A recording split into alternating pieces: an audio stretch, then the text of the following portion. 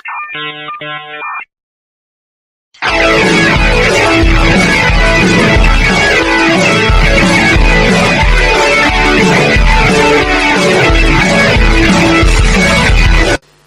name's Marcus, and I'm drug and alcohol recovery coach. We'll start from the beginning.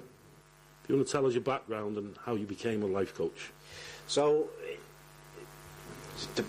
why I become a life coach was because I suffered from addiction. So I was in addiction for probably a good 10, 15 years. All started off, as it does for anybody. When you're younger, started taking drugs when I was about 14, 15, and then, got kicked out of high school, started just messing around the streets, drinking, taking drugs, and then obviously when I got to the age of 18, 19, we started going out. Yeah. Going out into pubs, clubs, with the missus, going out having fun. And that was usually like once a month, you go out, drink, take drugs, have a good time, and then it started creeping into from once a month to twice a month. Then it was 3 times a month. Then it was every single week, and then we started going to all the clubs, pubs, and that sort of stopped.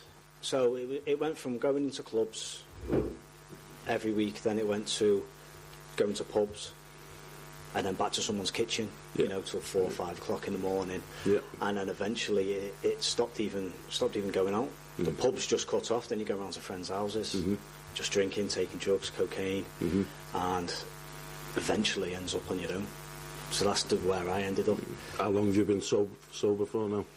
Probably been about just over 2.5 years. Is it? Yeah. That's good. Yeah. Drink anymore? Don't drink? Or? Don't drink. Yeah. Don't drink, don't take drugs, no. Yeah, good. How would you say that shaped your life, as in your everyday life?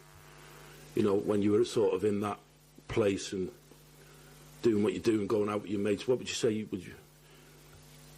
Were you depressed, anxious? Oh, absolutely. Yeah. At the start it wasn't so much. It was fun. It was good. We had good times. But as I got to the age of like 25, 26, when that's too much. How old are you now? 37. Oh yeah, same age as me. Yeah, 37. But it just got to not even going out. I was walking around tired, hungover, couldn't be arsed. Work was suffering, relationship was suffering. It was affecting all aspects of my life. What point did you realise that you needed help, or what was like the turning point? It's always a turning point for everybody, I say. Yeah, so after about 5 years after I got married to my wife, the drinking and taking drugs was causing so much problems in my marriage, and we was arguing, fighting. I was staying up all night. I wouldn't stop, kept disappearing and whatnot. So we ended up splitting up. So we broke up, and then what I thought was, okay, I can do what I want now, I can go out, I can have fun. Makes it worse, doesn't it? It does, yeah, because it didn't even go out. That was the real dark time of my life, I ended up drinking every day, suffering from anxiety, and then I found out that the missus was pregnant, so it sort of saved us in a way. So we decided to get back together, and I was in real deep depression, and I was bursting into tears. I couldn't figure out what was wrong with me. I went to the doctors, prescribed me sertraline, I've done all that, antidepressants, but I never took them. I didn't. I tried to use cocaine and alcohol as the answer. So we got back together, and she helped me out, to be fair. She got me back on my feet. So while we split up, I lost my business, lost my job,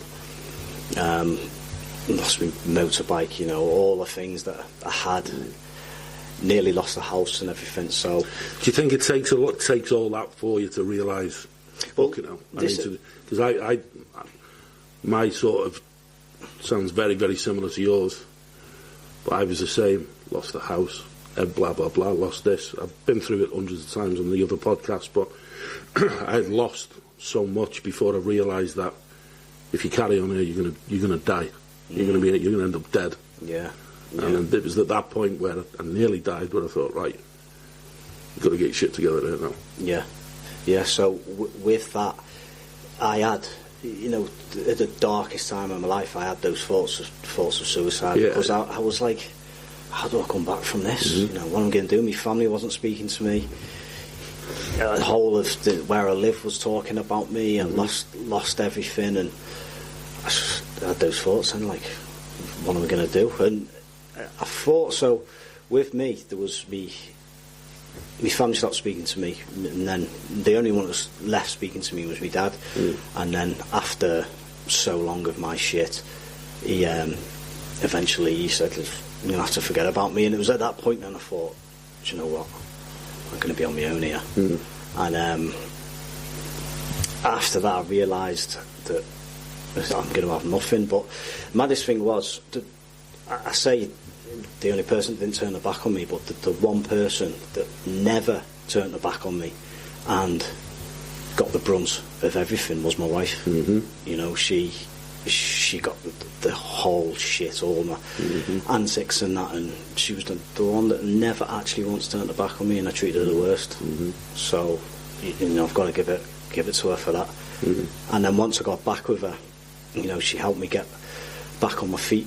Helped me out with a van, helped me rebuild my life. But the funny thing was for me is, after all of that, being in those dark places, and I was crying, bursting into tears, and mental health was all over the show, I was depressed, I didn't stop drinking and taking drugs. So you'd think that would be the turning point. But what happened was, I started rebuilding my life, started getting back into work, started fitting kitchens again, started earning money again. The problem got worse again. For me, it wasn't the big lifestyle changes that helped me. So I was the same. I'd be lying in bed, just wake up, burst into tears, crying my eyes out. Mine was the small incremental changes on a daily basis that helped me. So something as simple as not staying in bed till 2 o'clock in the afternoon, getting up at 8, making a normal breakfast, having a cup of coffee, helping the kids go to school. Rather than lying in bed all day watching YouTube or playing on my phone and being depressed all day and thinking, well, this is it for me, nothing's ever going to get better. The small, the gym, going to the gym, I've mentioned loads of times, getting back in the gym, going for a walk, walking the dog, little things like that, because isolation was a big part of mine, where I'd isolate myself. Absolutely. And so I wouldn't go out, again, I said this before, but I wouldn't go out for like 2 or 3 days. I'd just stay in the house all day. And then, so just little things like getting out the house, going for a half an hour walk, come back feeling revitalised, thinking, bloody hell, I feel miles better already. Just from something so simple. The little things like that's all the type of things that I do now. Just the little things in life that bring me so much joy. But at the time, I was trying to use drink and drugs every single weekend to medicate myself, and it just made me feel worse. And just dying through the week and missing work, letting customers down, having to get people in work to cover me not being there, and it was, So it takes you into a world where you don't want to be in, and just having to let you lying to people that you care about and stuff like that, because you're too embarrassed to tell them what you're doing. And I've done all that, mate. I've done it all. What were some of the biggest challenges that you faced during your recovery? And how did you overcome them? I'd say rebuilding trust back with my missus and my family, because I remember, because I'd lied so much, and because I'd go missing, and because I was saying I was going to work and I wasn't going to work, and I was sat at home, drinking, taking drugs. Me wife she'd FaceTime. She'd always FaceTime me, because if I didn't answer the FaceTime, then she knew I'm up to something. So I found in recovery, she would just still FaceTime. And the funny thing was, I knew I was done with drinking drugs. I knew that I'm not going to fail. I am not going to fail. It was hard. It was real big battles that I went through. But deep down I knew, because I failed a lot in life, do you know what I mean? Do you feel as though the drugs and the alcohol were the problem or the coping mechanism. Because I found what they were for me was they were the coping mechanism. So I was not clinically depressed, but I was depressed, I had anxiety, but I still got them. I've still struggle with them on a day, well, not on a daily basis, but what I found was there was a lot of underlying issues as to why I felt a certain way, and then used them as a coping mechanism.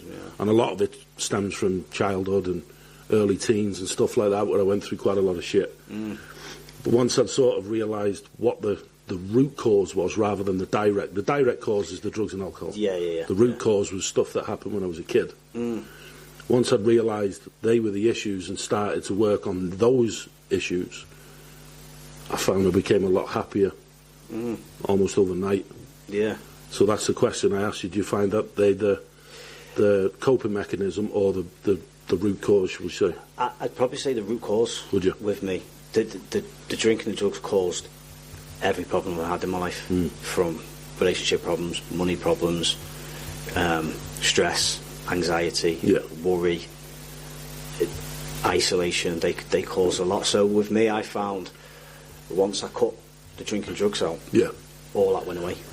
All the problems. There was still, normal, natural stresses in the life. That's just everyday life. But once I cut the drink and drugs out, they all my problems, not all, but 99% of my problems went away. I read a quote that said, nobody's ever complained about being sober. And nobody ever moans or complains about how hard, difficult their life is when they're sober. Because you just get on with it. No. The hard times are nowhere near as hard when you're when you're sober. You just think, right, let's have a go. Let's get on with it. Because you can deal with them. You can face a problem head on and go, right, okay, what do I need to do? How do I fix this problem? Whereas in the past it was, fuck this, I'm getting wrecked. I can't deal with this. And you use that as an excuse. It is an excuse. For me, I've been there, it's a massive weakness that we just easily, it's because of that, that's the problem. It's not the problem, you're the problem. We're the problem as ourselves. We're the one, it's up to us how our life goes. And I think once you realise that point and understand, nobody else is to blame for you sitting on your own crying in your bedroom. No. You're the one to blame, nobody else. It's not your partner's fault or the kid's fault or some fella you've had a row with in town. It's nobody's fault.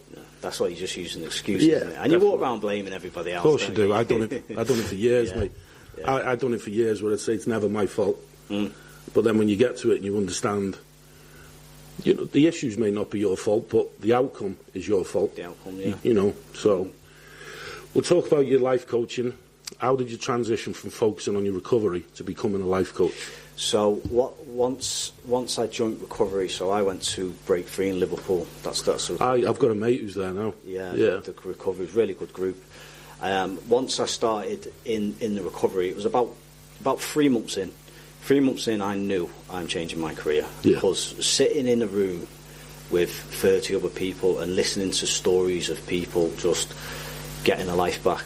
So getting the kids back in their life, getting the chance, getting back with their wives or husbands, and you're seeing people so happy that they spent time with their kids this weekend. And once I was sat there looking at that and seeing that, and I thought I could do this for the rest of my life.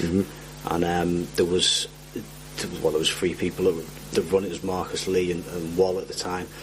And Marcus, I've heard that name. My mates mentioned that Marcus. So really good advice from them, and watching how they work and how they're helping people, and it was seeing that. And then there was a guy called Wall who was a mind coach, so spoke to him quite a lot and started learning how the mind works and the getting answers to the questions that. What sort of things you learn? So it's all about 2 parts of your brain. You've got you, and you've got your addictive personality. You're addictive. So the system they use is AVRT, which is Addictive Voice Recognition Technique. But it's also your limbic system in your brains, where all your emotions come from, your subconscious. So that's what drives everything that you do. It's all learned behaviours, and once you start realising that, you can start to figure out, why am I acting this way? Why do I find that offensive? Why am I getting angry? And once you can figure that out, then you can start changing how you think, changing how you feel, changing how you behave. But once learning all of that, and at 3 months I knew, but what I wanted to do was concentrate on my recovery first. Yeah. I put that at the top of absolutely everything, because until you fix yourself, you can't fix anybody else. That's it. So after I left, the break free was at 7 months, and I went straight into training to be a life coach. So I'd done life coaching diploma, and then CBT. I've done CBT. Advanced CBT, then neuro-linguistic program, which I'm still doing now, actually. Neuro. That's really, really good. And then I set myself a date. It was November last year. Didn't know how I was going to do it, but I said, in November I'm starting a recovery group. How's that going? It's going really good. Yeah? It's going really, really well, yeah. So I set out, opened my own sort of life coaching recovery service. That was last November, and it's still going now. You know, many people using it. Yeah, I find that's the biggest thing. I've tried to do just a couple of small things around there, just helping lads that I know that are struggling, because through this I get a lot of messages off people, I'm struggling, can you help me with this or this and this? And what I find is it's that initial part of getting somebody through the door the first time. Yeah. And once they're in there, they sort of slowly unravel then, and you know, you sort of, you get to the root, well, I call it root cause and direct cause. Yeah, what I find is the relatability, because you can relate to what they're saying. You've been in the places they've been in. You've struggled like they've struggled. You've sat on your own in silence. You've been paranoid out your head. You're looking out the window until you've done that. And that's the thing. I look on social media and I see a lot of like mind coaches and stuff like that, and you think, have you got that? Without the experience, you can have all the training in the world. Yeah. But if you haven't been through that yourself, are you truly going to perfect your craft? No. I think experience is better than training. I do. Experience, the lived experience, and being able to sit in front of someone and tell them you know how they feel is key to it. But also, even better than that, you can also sit in front of them and tell them, I'm better. Because a lot of people don't know what I'm going through. I'm never going to get better. This is going to be me for the rest of my life, and then I'm going to die. But you can sit there and go, I know what you feel, but I've also done A, B, C, D, E, F to get where I am to now, and I've gone, you know, I'm miles better than what I was 2 years ago. Yeah. And I think that's key. Without that, you know, I was to sit there or yourself and sit there with people and go, yeah, it's shit, isn't it? 5 years I've been like this now. But you know, you go in there with the possibility of success, and I think that's the most important thing. It gives people that hope then. It does, because me first set of clients, you know, I think it was about 6-7 months, and I brought another set in, and them seeing the results of the service really helped them. You know, there was like, because we all sat in a room and they're sharing their experiences, and you can see the face light up, like there's light at the end of the tunnel. And it's good that you're doing it in person as well, because a lot of the ones on social media, you see them, and like they'll say, life coaching, training, blah blah blah blah blah, £900, but it's all on computers. You don't ever get to see them face to face. I've done one, yeah. Do you know what I mean? Tony Robbins. Have you done? Have you? Yeah, and Graziosi, yeah. But I think doing it face to face, it becomes more human, then, doesn't it? Yeah. You're not talking to a screen. You're talking to an individual who's got emotions, and you can feel them emotions and see them. So I think that's a lot better. Can you share a success story from one of your clients that particularly resonates with you? Don't have to name names. You know, just a. Yeah, it'd be my first client. Because what drove me a lot in my recovery was the fact that having my son born. Yeah. So he was 15. I think he was 14 or 15 months before I reached out, and I used my son a lot in my recovery, because I knew that when he gets older, like he is now, he's 4 now. If he's got football on the weekend, or he's karate, whatever it is. At the time I didn't know, but I knew he'd have something. Yeah. I knew that I'd be letting him down. I knew for a fact that if I was drinking and taking drugs the night before, I'd let him down, or I wouldn't show up, and I'd just be it just, I couldn't do that to him. Yeah. So my first client, he's got a lot of kids as well, and watching his life change, going through the program, and seeing he was over Christmas, and seeing him. Yeah, he always looked after his kids and everything, but it's, buying his kids Christmas presents, and he was telling me about the look on their faces, and they said to him, "Oh, this is the best Christmas I've ever had." And seeing that, I was just like, and that's what resonated with me, because I knew that now I don't have to worry about my son. I've got a daughter now, but I don't have to worry, because I always did worry, even though when I was drinking and taking drugs. Like, I was thinking, well, what's it going to do to his life? How's it going to affect him? And that's why I'm so glad that I stopped when he was at a very young age. Yeah. I know that firsthand. I know what it's like to have, parents in that environment. I've got 2 kids. I've got a 16-year-old and a 16-year-old boy, 12-year-old daughter. And I feel as though, for all the issues I've got, all the issues I've had, I've always been a good dad. Never let them down. Never will. And that's one thing that, if I can go to the grave and sort of be okay with it, it's to know that I'm a good dad. Yeah. And that'll never change. Never change. Yeah.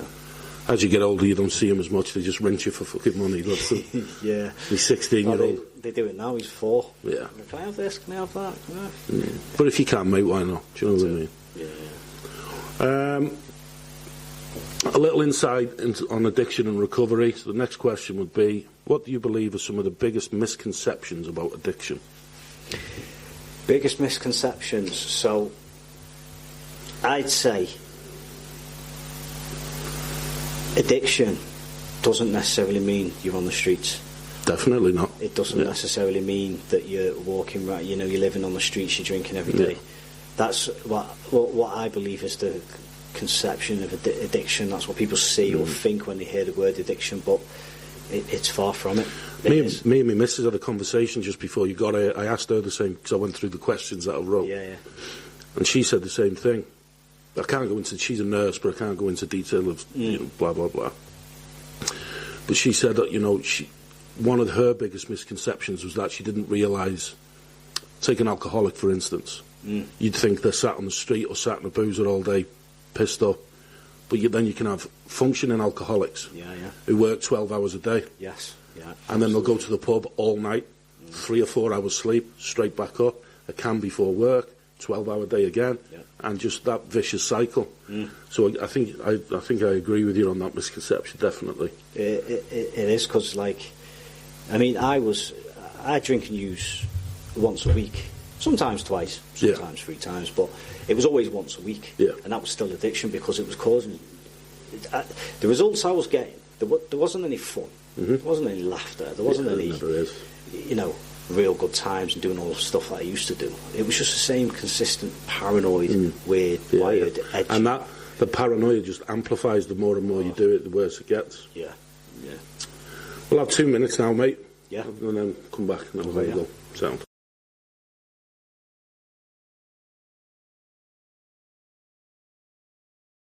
You're not having to be somebody else. You're not talking about, it's just you, so it's easy.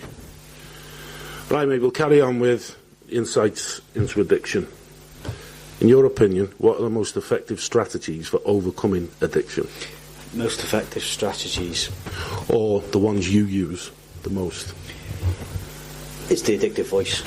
Right. You've got to listen out for the addictive voice, because everything starts with a thought. Yeah. Absolutely everything. Every emotion comes from thoughts. Every behaviour comes from a thought. Every physical state comes from a thought. So they are the pinnacle to every behaviour that you do. So listening out for those thoughts around drinking and taking drugs, which would be the addictive voice. So once you hear that, you've got to catch it, and you've got to challenge it, because how do you hear it? How would you say you hear it? So it's like your thinking voice. Yeah. So when you're thinking, you hear your own voice in your head. It's exactly the same as that. But would you say that? Me personally, listening to that, I'd think, for somebody who's got an addiction, say for instance you think, I want a beer, Obviously, that's your addictive voice telling you whatever, you know. It wants a beer, yeah. Do you think that's too late by then, though? No. No? Because let's say back in the days when you were drinking and taking drugs, you had the thought, I want a beer. Yeah. You'd be like, well, I do want a beer. I suppose I could go to the pub. I'll tell you what, I'll ring my mate. You ring your mate. Mm-hmm. It all stems from that first thought. Yeah. So there will be triggers as well. So music. Mm-hmm. So say music, and it's a really good tune, and you have a memory of a time when you was out. That then sparks a chain reaction in your brain. A song where you're on holiday or something like that, and you think, oh, I fancy a beer now. When it comes to addiction, the triggers are everywhere. Yeah. It's Friday. Mm-hmm. Oh, fucking had a shit day at work. Yeah. Oh, there's traffic on the way home. Do you think there's a difference between triggers and excuses?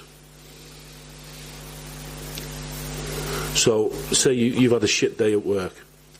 It's an excuse. Yeah. Is that a trigger or an excuse? Well, for me, a trigger is something that's automatic.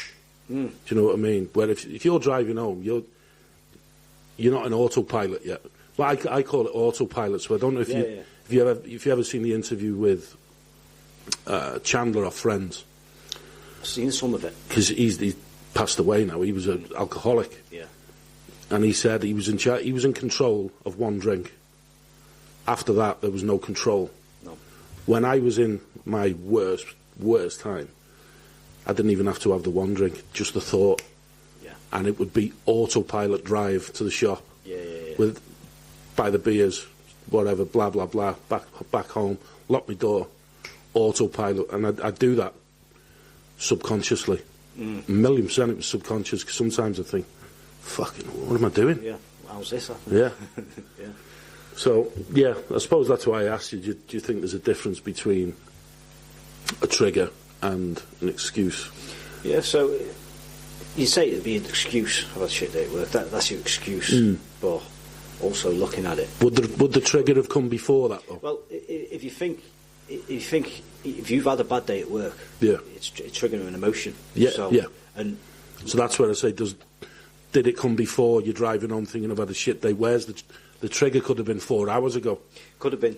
So whatever it is that's happening in work is creating an emotion. And then when you've got an addiction, how do you deal with emotion? Yeah. So whenever your emotion's down, brain's conditioned then to the quickest, fastest way to pull yourself out of the mood with minimal effort, drinking drugs. So you're down on emotion, boom, if I can get out of that, then go back down, then up, down, that's just the way you live. You know, in addiction, it's never peaceful. It's just hectic all the time, isn't it? And the argument that comes with it, the emotions that come with it, the feeling rough, the depression that comes with it. And then it was funny because from the outside looking, you wouldn't. I've got a smile on my face. I'm laughing. I would say it's that Robin Williams thing, isn't it? You're hiding behind the tears of a clown or the tears of a comedian or whatever. Absolutely. I've always been a try and make people laugh type of lad. But then you go home and you think, fucking, I'm depressed as fuck. Yeah. Do you know what I mean? Yeah. Next question. How do you approach the topic of relapse with your clients, and what advice do you give them? So, relapse. We don't really talk about relapsing, if I'm honest. We don't talk about it because you are in control of your body. So, do you feel like even saying the word gives you an excuse to then give yourself the possibility to do so? Yeah, so I see it as if you start talking about relapsing, and I think it's going to put that idea into people's heads. Yeah. So then, like, something like, it's okay if you relapse, you know, and people think it's okay, and deep down, you know, we're all human. We're all going to make mistakes and learn at our own speeds. Yeah, I get what you're saying, and I sort of. I don't know if you've heard of it. I've been involved in a group called Man to Man, where it's in Queen's Ferry. It's just a group. It's a bit like Andy's Man Club. Yeah. But there's only a small group of us. I think there's about 25 of us. And we spoke about relapse, and you know, people say it's okay, you know, and it is, you know, at the end of the day, you know, as long as you're making the positive steps. But I sort of get it. I think it's more valuable to not speak about it. Now that you've said that, I think I agree with you. Yeah, because it's you only fail if you give up. Yeah. That's it. And, you know, relapses do happen. Yeah. But you've got to figure out why. Why? Yeah. What happened? Yeah. What led you to? What made you?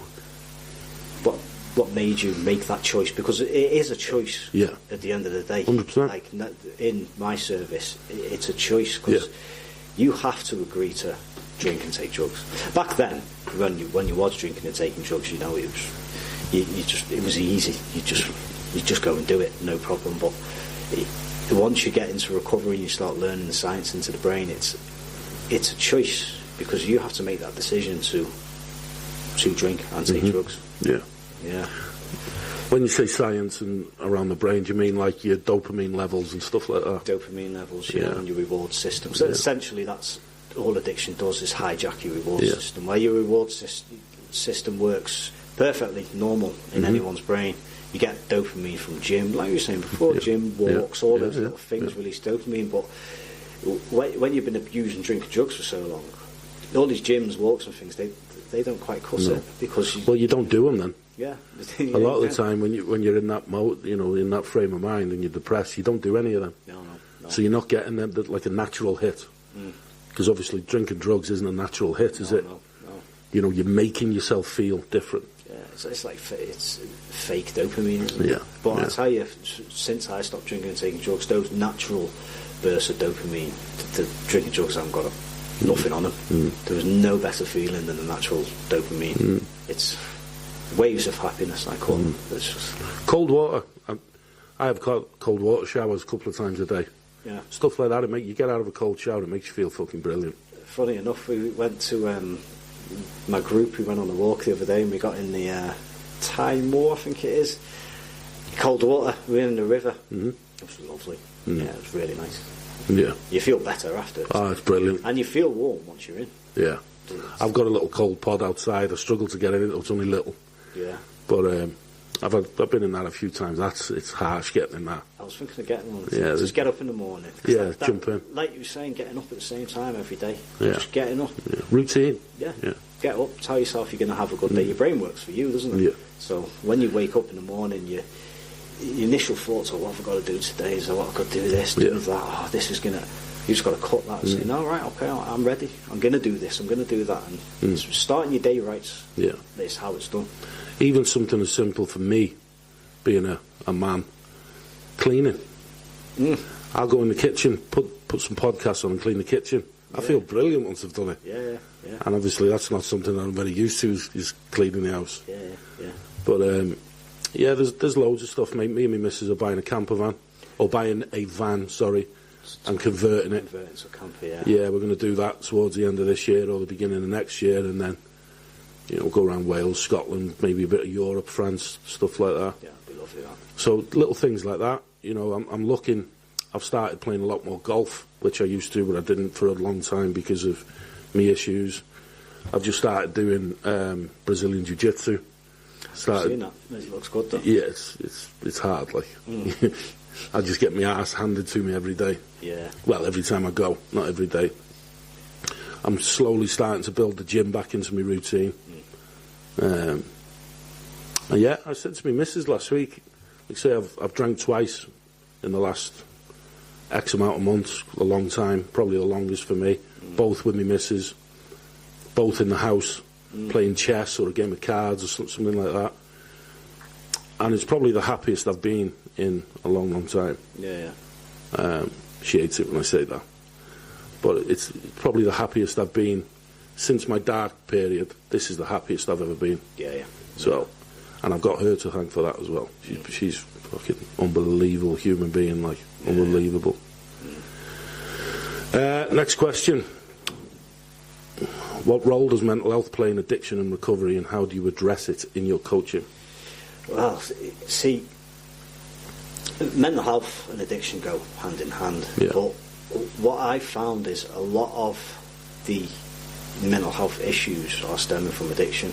So anxiety and feeling depressed. So there's not being depressed. There's a difference, you know. People say, "I feel depressed," but I know what depressed is. You know. But when you're drinking and taking drugs, you feel depressed all that week, don't you? You feel, and anxiety. Anxiety comes up a lot, and drink is the main culprit for that anxiety. There's a test. I don't know if you've seen the podcast with Daniel Phillips that I did. I think he's working his way to like being a clinical psychologist. He works for the NHS. I think he's a psychiatrist or a psychiatrist, psychologist. So his views, and I think from my own experiences, I agree with him that a lot of mental health comes from childhood. So there's a test that you can take. I'll find it and I'll send it to you. Yeah. It's on the podcast with Daniel. He talks about it. I can't remember the name of it. I'll find it on here in a minute while you're talking, actually. So it's a questionnaire, 10 questions, and I think the average British individual would sort of score between 2 and 4. I scored 9. Yeah. So a lot of other people with mental health issues that I know have also scored 8s, 9s. And it's all questions around your childhood, traumatic experiences and things like that. Yeah, it's like trauma informed, isn't it? Yeah, I can't. I'll find the name of it in a minute. But from what the people that I know, the experiences that I've had, my personal opinion is a lot of your mental health stems from childhood, whatever that may be. You'll probably be different because you're dealing with at the moment like a specific group of people, aren't you? I'd say. Yeah. So there is a couple that have got anxiety and are on medication. So what I'm looking at within my group is put that a bit closer to your mouth. Once you put the once you kick the drink and drugs, then if your anxiety and that's a drop and go, then there's no problem. But there is some though where it's still very much coming in. So that's where I integrate CBT techniques into. Are you training? I've got an advanced CBT diploma. I'm not a therapist. I've got to say that. I'm not a therapist. But I know the techniques that they use. So I've on my program I've integrated a lot of CBT, life coaching, neuro-linguistic programming, all bunched into one. Psychology, some psychology tools. So I've created my own version, if you like. And there's nothing wrong with that. Like you say, you've got the experience and you've got the tools so you use them as you see fit, really, to work around yourself. I'm trying to find that question. I can't find it. That questionnaire. Sorry. What are some common challenges that your clients face when they are in early stages of recovery? Some of the challenges is the change in lifestyle, I'd say, because you spend in addiction, it's drink, take drugs, weekend, drink, take drugs. It's just, that consistent cycle. And obviously when you go into recovery, you at the start, you don't want to be going to the places you used to go to. So if you're going to the pub every weekend, that's got to stop. If you have people around your house drinking every weekend, taking drugs, that's got to stop. So I'd say the change in lifestyle and I wouldn't call it isolation, but I mean, what a lot of people find, well, I found myself, was once you stop drinking and taking drugs, the people you used to drink and take drugs with, they haven't really got much interest in what you're doing, because what you would do, they'd ring you up, you come round to ours, do you want to come round to ours for a bit, which just meant I'm getting off my head, do you want to do it with us, or should we have a barbecue, which just meant we're going to drink and take drugs, no food cooked. Do you know what I mean? It was just all excuses. So the sort of change, the initial change, just goes boom, right? Can't go there, because I always say to my clients, for now, you need to stay away from pubs, restaurants, anywhere that's gonna where you used to go. I get it. That drink, take drugs, people as well. Yeah. So I've had this conversation multiple times with my missus. Yeah. Multiple times. If people are coming round, like your neighbour or something comes round every 2 days for a drink, you just got to stop. Only for now, because what I believe is once you've beat addiction, you can do whatever you want. You can go anywhere. I've got family, I've got relatives at the moment who are in that space where they want to do this or they want to do that. They want to beat this addiction, whether it be drink, drugs, whatever. And I say, well, you're still putting yourself in a certain environment. Yeah. Just take yourself out of it. No, I'm all right. I'll be all right. I'll get through it. No, you won't. You won't. No. You keep yourself in that environment, and you're not getting out of it. Yeah. So I've found it now. It's called ACEs events. ACEs? Yeah. I've heard of that, yeah. So I'll read it out to you. I'll read the full thing out. In psychology, ACEs events might be a misunderstanding or a miscommunication of another term, as ACEs is not a recognised term in psychological literature, relates to events or trauma. However, it could be that you're referring to, ACEs. Adverse childhood experiences. Yeah, I have heard of it. Which are well known in psychology. That's what Daniel was talking about. I couldn't remember the name of it. Adverse childhood experiences, ACEs, refers to potentially traumatic events that occur in childhood between 0 and 17 years old. Yeah.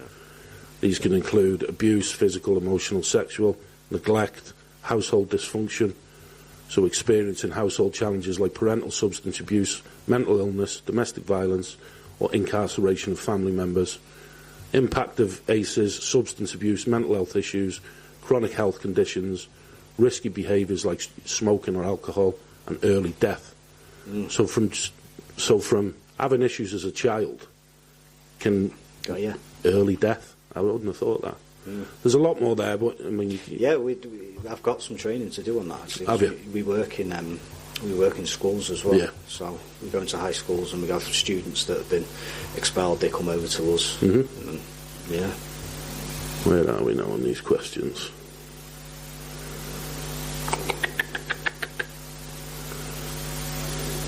What schools are you going into?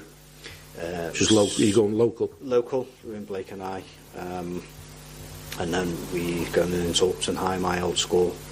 Then we're looking at all the schools in the northwest. That's what we're planning to do. I've got a question here for you. What are some coping mechanisms that can help individuals dealing with trauma effectively? Dealing with trauma, so I'd say again, it's the thoughts.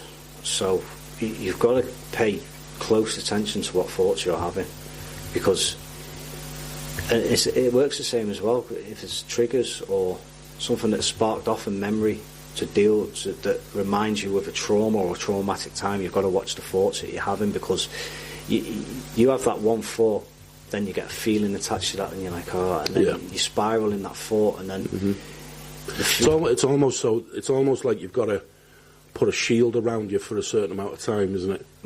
Really protect yourself from the outside world for X amount of time until you're ready to step out into it again with a different mindset and stuff.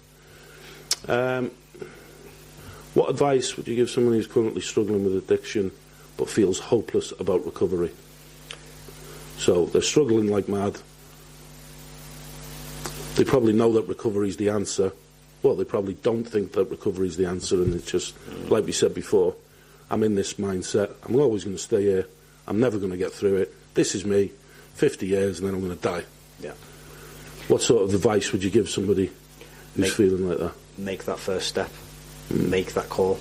That's all it takes. How would you, say for instance now, you got a phone call from somebody you know. I've got this guy here, he's feeling depressed, anxious, suicidal, blah, blah, blah. Any chance you can come and speak to him? How would you approach that? I'd ask for his number, and I'd call him straight away. Yeah.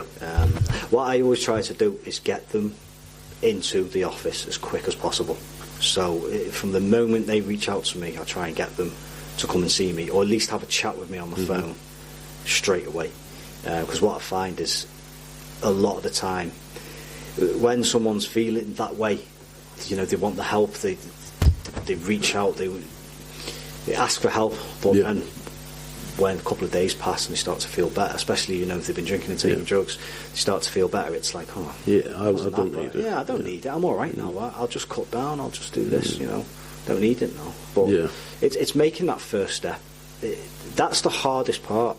Is making that decision. Yeah. Because I remember when I filled out the forms for Breakthrough where I went, I filled them out a year and a half before I actually attended, and I filled the form out, sat on my kitchen table. I was like, it took me about 20 minutes to work up the courage to click apply, and I did, and it told me, the courses are full. Gives you an excuse not to do them then, doesn't it? That's all my addiction needed. Yeah. I can't do it now, I may as well carry on. I tried, don't tell me I didn't try. When your missus is saying, why haven't you done it? Oh, well, I've had a go, I've looked on the internet. It's not my fault the courses were full. It took me a full year and a half to reach out after that, and it was in that year and a half where I lost everything. Yeah. Well, you know yourself now, it could have been something as easy as messaging them and saying, look, I'm really struggling, any chance? Yeah. You know, something as easy as that, but like you're saying, your mindset, you go, well, that's it, that's me done. Oh, yeah, yes, I'm all right now. Yeah. I'm all right now. Yeah. How do you maintain your own well-being and staying motivated while helping others? What I found when I first started doing this podcast, I'm sort of balls to the wall. I'll do everything all in, 100%, and if it's not working 100% straight away, I'll go, I'm not doing that no more. Yeah. So I done probably 5 or 6 episodes back to back, filled me days with editing and listening to some difficult conversations. There's probably 3 or 4 podcasts that weren't put out because the conversations were so in-depth. Me and another lad, crying to each other and stuff like that. Yeah. And what I found was, even though I was helping other people, I was destroying myself because I wasn't ready for those conversations. Yeah. So, like you say, you've got to work on yourself before you help others. Yeah. So that's what I did then. I sort of took a step back and I was like, right, I've got to work on myself here for a little bit longer. So how would you say you maintain your own well-being while, you're going to listen to some difficult conversations, aren't you? Yeah, you really do. You listen to some difficult conversations, and you have to go through, you have to hear some things, Yeah. I just won't give up. I will not give up. When you're feeling a bit shit, when you walk away and think, fucking hell, that was tough, how would you, so you talk about your addictive voice, how do you stay on top of that voice? How do you control that and not let it control you? I don't have it anymore. Don't you know? No, it's gone. Is it? Yeah. Maybe once in a while I might hear a little voice or something might remind me, but shut it out, it's gone. About 8-9 months into recovery, it just went. So I don't really hear I don't struggle with the thoughts of addiction. That's cool. It's just for me it's just so simple. I just look at it as I don't drink and I don't take drugs. Simple as that. Never will. It's a choice. Now, but there must be times in your day or your job where you're feeling a bit like, fucking hell, that was tough. Where you're struggling with a certain emotion because of what people are telling you. So I suppose you just answered it though, really. So I use CBT or what techniques I know within myself. So I always look at what emotions am I feeling and why, and then I look at what feelings am I putting behind it and what does it mean to me. And then once I can figure out what it means to me, I can then look at what beliefs am I telling myself. Are my beliefs rational or irrational? So I question those, and then I look to cognitive distortions. Am I got a misconception of something? Am I inventing something in my mind that's not there? So I always use this system daily. So that's see me. I don't really get stressed anymore. I don't. No, I don't. It's what it was. Going through recovery and getting into some of the hardest battles, with addiction, like to the point of tears. But I wouldn't give up. There was not a chance. When I went into recovery, I knew I'm not going to fail at this because I spent my life failing at stuff. I went to uni, failed at that. I got kicked out of school, started stuff, never finished, never followed through. I don't think failure's a bad thing on me. I don't. I like basketball. I watch a lot of basketball. You listen to Michael Jordan when he talks about, they say he's the best basketball player of all time. And they say, what's your biggest memory of playing? And he says, I might have got the wrong number, but he says I failed with something like 7,000 shots. I missed all these shots to become that successful. Do you know what I mean? So, and you look at a lot of the most successful people in the world, they've all come from failure. Nothing's ever straightforward, you know what I mean? No, it's not. No. I think we'll have a 2-minute break, mate, and then we'll do another 10 minutes or so. Yeah. And then we'll call it a day there, because I've got a few more questions to ask. Yeah? Mate.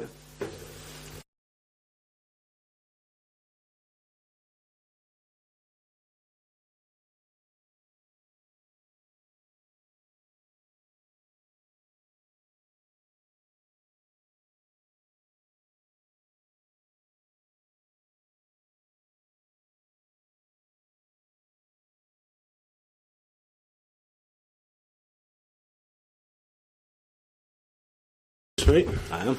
I think I've probably enjoyed this.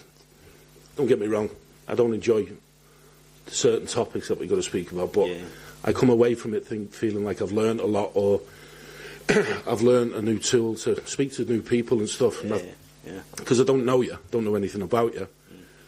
I feel like you've lived a very, very similar lifestyle to me, especially as an adult. Do you know what I mean? And I appreciate you coming. We'll definitely do more. Yeah, absolutely. I only got 2 or 3 more questions. I've got about another 30 there, but they were my backup ones.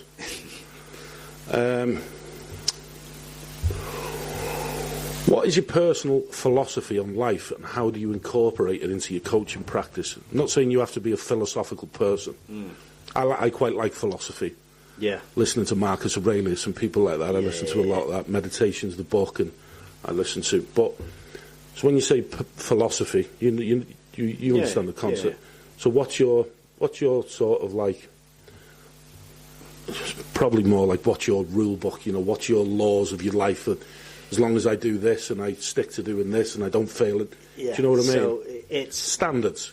Standards. It's make the decision on what you want to do. Yeah. And then do not give up until you achieve it. That's what I live by now. And that's why I was saying before, I failed at a lot of stuff, and then once I knew I've got through recovery, I've beat addiction, I knew, right, I'm opening my own service. So I set out, I've done it, and I didn't give up. Just kept going and going. I got me... So you've got a business partner, have you? So I've got me recovery service, which is mine. Well, it was called Phoenix, but I've changed it to Marcus Ting, Life Coach and Addiction Mentor. And I've also got a CIC, which I've got 3 business partners. There's me, Jack, Linda. What's a CIC? Sarah, Community Interest Company. Right. So it's called Inspire Your Future. Okay. Or Inspire Your Futures. It's CIC company, so we work in schools. We go into schools, we do programs in schools. We work with kids that have been expelled. We work with kids that don't go to school. We transition kids into other schools. We also do programs out in the community based around mental health and fitness, nutrition. We also work with primary school kids that are struggling. If they've got ADHD or autism. Linda, she heads up that. She's brilliant. How do you feel like the educational system deals with kids like that? Again, from a personal point of view, my brother, he was dyslexic as a kid. He had speech impediments, and he was always classed as naughty because they couldn't understand what he was saying. I could. I was the only one who could understand what he was. And he'd smashed the classroom up one day. So they phoned me from the high schools. We had to run down. So the high school's here, the primary school's behind us. And they said, he's being naughty, we can't handle him. And I said, what's the matter? And he said, I need the toilet. That was it. That's all he needed. Because he had a speech impediment, and he was going bananas. So I know, personally, I think they failed him and a lot of other kids around our age. I don't know what it's like now. That's why I'm asking you. So back then, probably similar, same. Now I'd say there's a lot more things in place. So like us going into schools and helping out with, with kids that are struggling, right from primary school up until teenagers. There's a lot more help. So we work in the provisions. So you've got behavioural provisions in schools. So when I got kicked out of school, it was you're gone. So now they've got this sort of in between area where you're not expelled, but you're gonna be if you carry on, and that's where we come in. So I love going into the schools now because I've got so much experience. I mean, I'd love to do something like that, mate, honestly. I would. I got kicked out of school, and then when I got kicked out of school, I got put in prison by the age of 16. I was in prison by the age of 16, youth offenders, and I struggled in school. Did you? Yeah, I did. But I like to go in now and see the teenagers and just tell them that it's sort your shit out. Yeah. Because the life, I always try and get through to them, look, I get it, you mess around, you know, be a lad and all that, but like, don't get kicked out of school, don't think sitting at home is a good thing, because when I got expelled from school I was like, yes, don't have to go to school. But then couple of months I'm like, boring. It's funny because a lot of, like, I was part of the popular gang when I was in school. I was like the class clown type of kid that a lot of us were, and a lot of the lads now where you looked at who were the popular, like dead good at football and things like that, they're the ones struggling the most now. Yeah, absolutely. You're the ones you took the piss out of for being, you know, geeks or whatever. They're smashing life. Yeah, it's Do you know what true, I mean? It's true, yeah. I was always quite a clever kid. I'd like to think I've got a bit of intellect about me, but I was also somebody who wanted to fit in with a crowd that wasn't necessarily my crowd. Do you know what I mean? Yeah. And I've realised that as I've grown up. Like, it sounds stupid, but I feel like I'm destined to do something great, but I don't know what it is. Yeah. Do you know what I mean? Feeling. I know it's exactly. And I've said this to my therapist. I've said it to my missus. It sounds stupid from a 37-year-old lad from Flint. No, but that's exactly how I felt when I know I'm meant for more. Yeah. And I know I've got something to give. And I know I can do it. Yeah. I think for me, the first two statements you said there, for me, yeah. Can I do it? I don't know. Am I going to try? I'm going to try. Definitely. And like I say, I think doing things like this might open doors for you, might open doors for me, might open, you know, to whatever down the line. But yeah, I feel like, just for a normal lad from Flint, I feel like I'm destined to do something decent. I know that feeling. Yeah. But I don't know what. We'll soon find out. Couple more questions, mate, and then we'll call it a day. Where are we here now? What message or takeaway do you hope to leave with the people that are listening today, especially those who might be struggling with addiction or supporting somebody who is? So, the message, if you are struggling, reach out to somewhere. Yeah. Just anywhere. Mm-hmm. Even if it's to a friend, just reach out. Mm-hmm. Make that first step if you're struggling. To other people, stop drinking. Stop taking drugs. One thing that I've realised is, from being in a certain mind frame of sitting in a dark room on your own drinking, I've literally done it in a dark room. The TV's there, the TV's off. It's on mute. Yeah, the TV's off with no light on or nothing. Yeah, I've done that. And when you sat there, you're thinking, this is it. I'm going to go to the river in the car in a minute. I'm going to drive into the river. So 2 years later, or no, it's been more than 2 years now. What's it been now? Since the worst time in my life, where I'd dropped, collapsed on the floor, blood on my eyes, nose from. That was probably what, 2 years, 2.5, 3.5 years ago. Yeah. To where I am now, completely different. Yeah.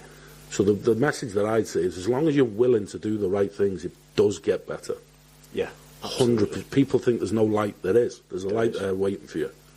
But you've just got to, like you say, make that first step to get to there. Yeah, it's like I call it cycles, because what the message I'm really trying to get across is, just because you don't drink and take drugs every day doesn't mean you haven't got a problem. You haven't got an addiction. Yeah. Because if you're doing it twice a week or once a week, and the only results that you're getting are negative, it's just a negative results, hands down. There's not one positive you're getting from it. That's a problem, because that stems then into the week. You know, you won't operate at 100% of what you can give. Yeah. You just can't be arsed. You're just takeaways and lazy. Yeah. And I've done all that, mate. Done it all. Yeah. Is that red light on in there? I'll edit this bit out. Yeah. Still on, yeah? Yeah. Right, mate. 2-3 more questions. I'll just fucking miss where it is. Where is it? Yeah. Missed that bit. How do you think it's going? Good. I enjoy it. We'll definitely do a few more of them. Yeah. What role does self-compassion play in the process of healing? a big role, because you've got to start loving yourself. Yeah. It's like we were saying off air then about me, when I've been speaking with my therapist, and I'm saying I've done all these good things, but, always beating yourself up. Yeah. And I think you've got to learn to love yourself before you can learn to love anybody else. Absolutely. You've got to heal yourself, because take me, for instance. When I was drinking drugs, I didn't look after myself. No. I didn't. I used to look. I'd stand in the. I'd be rough. I had about 10 minutes sleep. I'd have to get up and go to work. And I used to go into the bathroom, and I'd stand and I'd look at myself in the mirror. But I wouldn't necessarily. It was like I was looking through myself, and I'd think, "What is wrong with you? Your hair's a mess.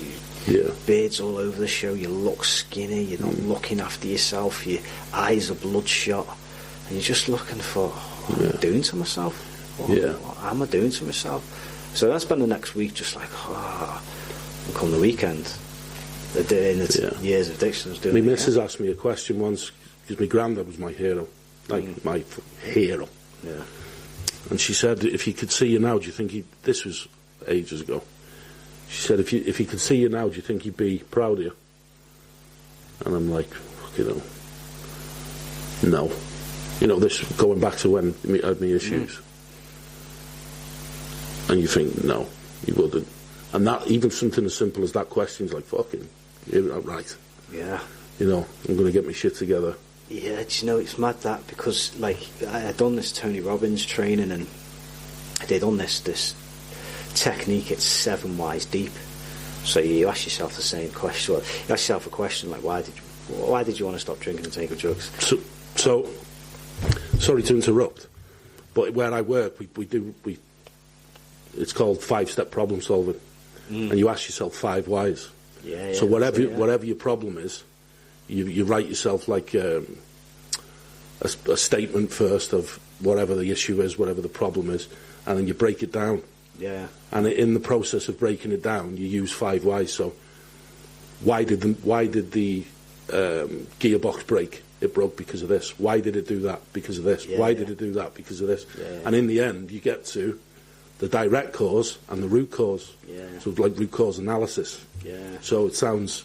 the problem solving that I've used in work on production lines, I've sort of tried to integrate a tiny bit of it into myself, and that sounds pretty much quite similar. Yeah, it was the 7 I'd imagine it's much more advanced, though.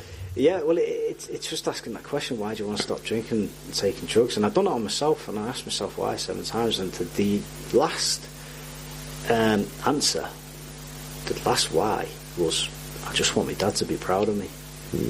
And when you look at that and think, why do you want to stop drinking and taking drugs? 7 times that, I couldn't figure out. I was like, what? Like, and emotion. You could probably go deeper than that as well, though, couldn't you? Well, why do you want him to be proud of you? But what happened was, like, and I started looking at that, and I realised I remember when I was going to uni, I was like, I want to get my degree. That's going to be well proud of me and stuff like that. So that's probably, and I looked into it, it's why I went to uni, because I didn't like school, I didn't like all that type of stuff. But funnily enough, I actually received a text message from my dad saying he was proud of me about 6 months ago. That's once good. I started up this, and it made me... Did you have a good relationship with him when you were a kid? Yeah. Yeah. I suppose it's a good thing to aspire to be, isn't it? If you look at him, if he's the man you look up to, then you're going to want to make him proud, aren't you? Yeah. Well, because my dad's, he doesn't drink, he doesn't take drugs, so of course... It was all probably a bit alien to him then, wasn't it? Yeah. So probably it's really difficult, for my family to see that, they probably didn't know the extent until I actually, went into recovery. Because I think a lot of people don't know the difficulties around it. I've got a big issue with men's mental health at the moment, where a lot of people our age are just struggling like fuck. Yeah. And it's weird because you look at the lads in their 20s, they come... I think our generation, I've said this on a different podcast, our generation was sort of like the last of a dead breed of men. Yeah. Do you know what I mean? After ours, technology was introduced, social media was introduced, all these things were introduced, whereas I grew up playing on a castle or playing football, or playing Manhunt all day and stuff. And the generations before us, they were, you know, the older generation from around there, they're all men. Do you know what I mean? Yeah. And I just feel as though society hasn't got a place for people like us anymore. I genuinely believe that. No, it's... I believe that they don't want that certain type of male influence. And I'm not going to get into the Andrew Tate bollocks and all that shit, because some things he says are all right, some things I think you're a lunatic. But I just don't feel as though society wants that sort of positive mindset from men our age to try and influence people. Yeah. I really, again, I could go, that's a whole different podcast for me, but... Yeah. Well, if you look, there's not a lot of, like, big speakers out there, you know, like the real greats. Well, Jordan Peterson was one of the first guys I listened to. I don't know if you listened to Jordan Peterson. He's a Canadian clinical psychologist. He's got a couple of books out. YouTube, you know, he'd help you with the line of work that you do. And they call him the father figure to the fatherless generation. So a lot of men our age grew up with, you know, separate mothers and fathers. Yeah. That's a fact. And I was listening to him a couple, 3 years ago, lying in bed, and like, this man knows me. Do you know what I mean? And now you've probably seen him on podcasts on YouTube and stuff. I bet with faces or... Yeah, I'll show you him after this, but I listen to him a lot, and I'm like, fucking hell, this man knows how to fix me. Yeah. So then I start listening to him and stuff, and then he's been attacked by the media, and they've tried to take his doctorate away from him in Canada and stuff like that, because he's got certain opinions on transgenderism and things like that. But for me, he's, for my own issues, he's a positive speaker. Yeah. But the media are attacking him. Andrew Tate, some of the stuff he says is all right, some of it's a load of bollocks, but the media are attacking him. Russell Brand, he come out and started talking about men's mental health. They attacked him.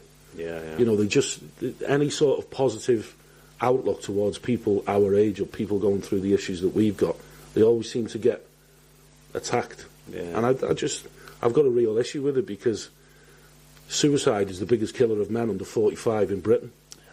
And again, I've mentioned these stats on a different podcast, but North Wales. So the average trauma rate is 7% for most communities around Britain.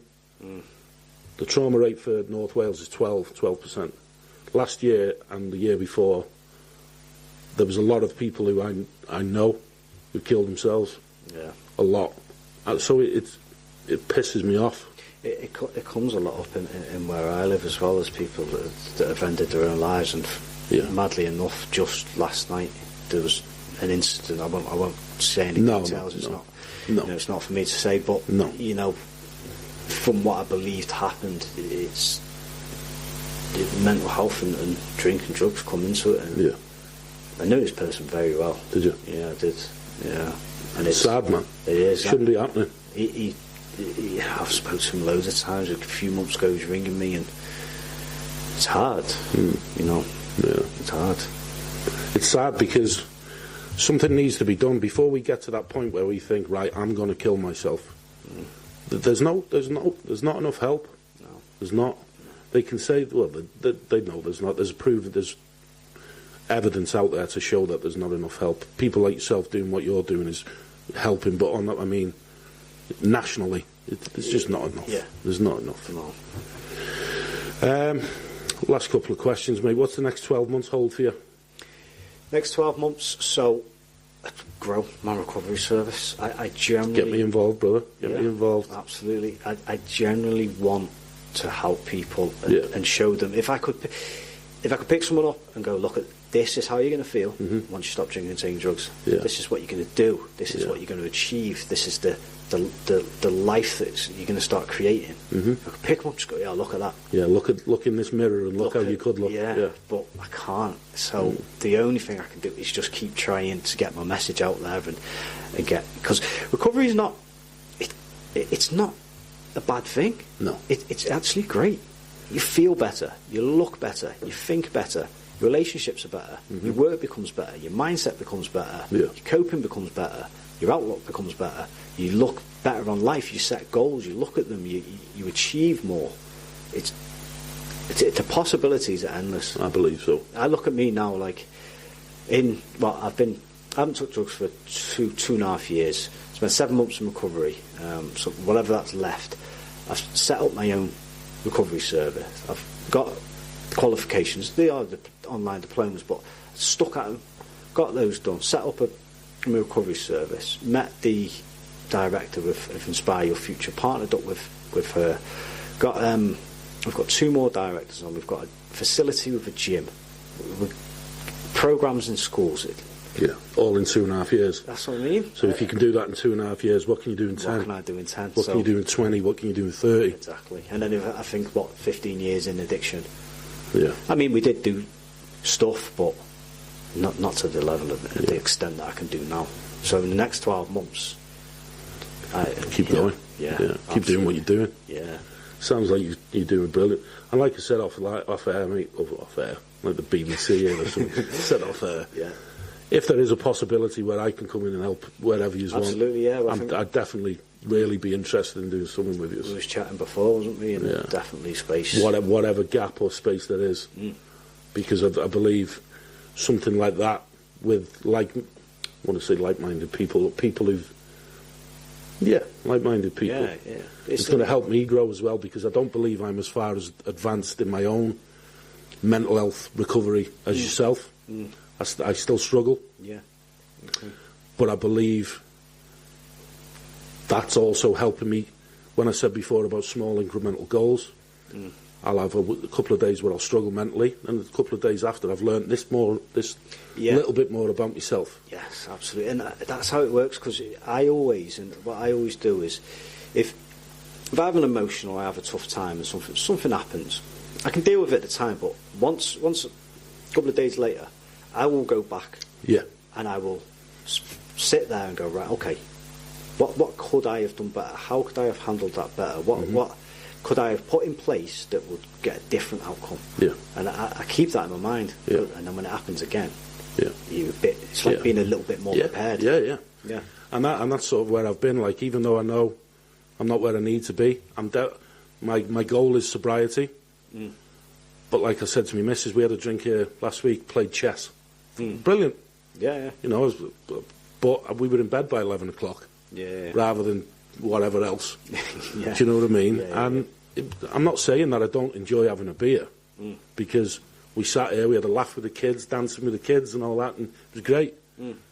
But that's a different environment. Absolutely. Do you know what I mean? Yeah. So I'm not going to beat myself up for having a beer with my missus, playing chess and playing cards with the kids around the table, because there's nothing wrong with that. No. But my end goal is to be completely sober. Yeah. I haven't got an issue with alcohol at all. My issue's in here. Yeah. Do you know what I mean? Yeah, absolutely. So hopefully, mate, if I, stay in contact with people like you, that gives me the drive to carry on what I'm doing. Last question, mate. If you could sit round a dinner table with 4 people from history who aren't alive. Who aren't alive? Difficult. Who could it be? Well, I'll tell you what, we'll give you 2 family members and 2 non-family members. 2 family members. I'd say my nana, my mum's mum.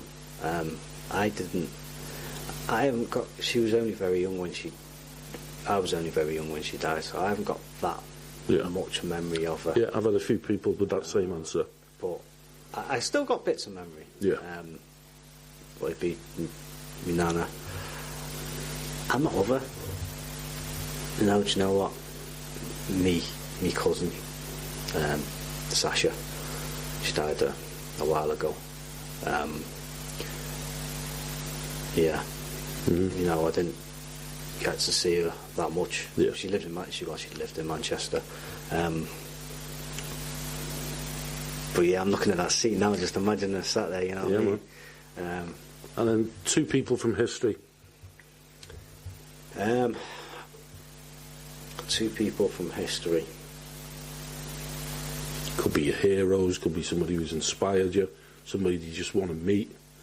I said Hitler at one point because I wanted to know what the fuck he's doing. Like, a lot of people have said like Jesus and Muhammad Ali and people like that, and could be anybody. See, the names come to mind, it's like Tony Robbins and that, but they're all alive. So you can listen to them though, can't you? Yeah, That's somebody you didn't really, somebody you heard of in a book or something from history. Mad as it sounds, Reggie Cray. Yeah, I love the Crays, me. I've got the book. Reggie Cray. I could sit there and speak to him all day. Like, what the fuck was going on? Like, what were you doing?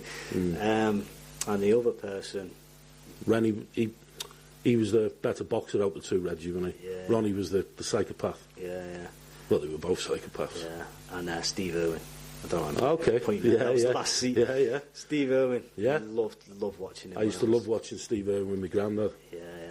That's a good answer. His lad's doing the same thing, though, isn't Yeah, he? he is, yeah. That's it, mate. Good. Thank you very much. Done. Yeah, I enjoyed About that. 10 hours of editing to do on that, though. Yeah. It's probably, for me personally, I've took a lot away from that one. Probably the most I've took away because I don't know you, I think. But yeah, job done. Thank you very much. Cool.